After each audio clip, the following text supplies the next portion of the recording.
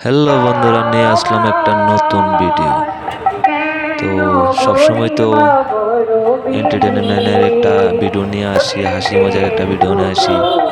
তো আজকে নিয়ে আসলাম যে ঠাকুরের দীক্ষিত আমি, শ্রী শ্রী ঠাকুর অনুকূল চন্দ্র, ওনার একটি মহা উৎসবে।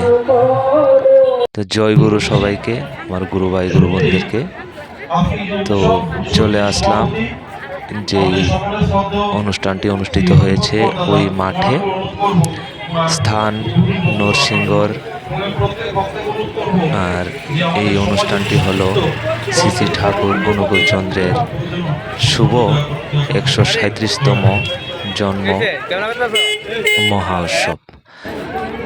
তো ত্রিপুরা রাজ্যে বিভিন্ন জায়গায় এই অনুষ্ঠানটি অনুষ্ঠিত হচ্ছে, জায়গা।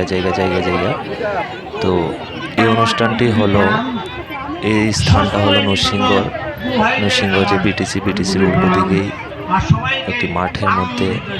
তো খুব সুন্দর একটা পরিবেশ। আমি সারাদিন আসতে পারিনি আমার ব্যস্ততার কারণে, তো বিকেলবেলা এসছি। তো বিকেলবেলা এসে দেখি লোকারণ্য, এই যে মন্দিরটা বানিয়েছে।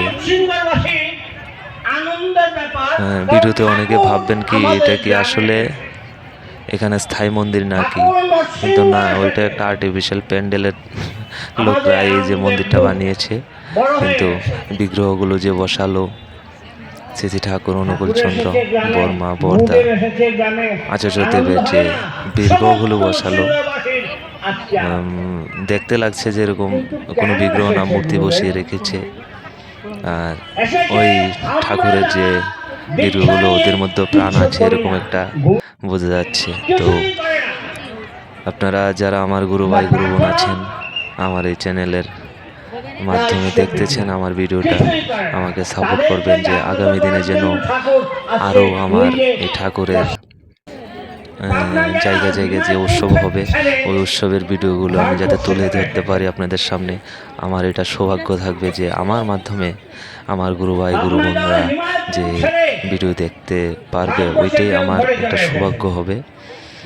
তো এই দেখুন যে আমাদের ঋত্বিক দাদারা আছেন, ওইখানে ঠাকুর প্রসঙ্গে অনেক কথা বলেছে, যে আমি ভিডিও বন্ধ করে মোটামুটি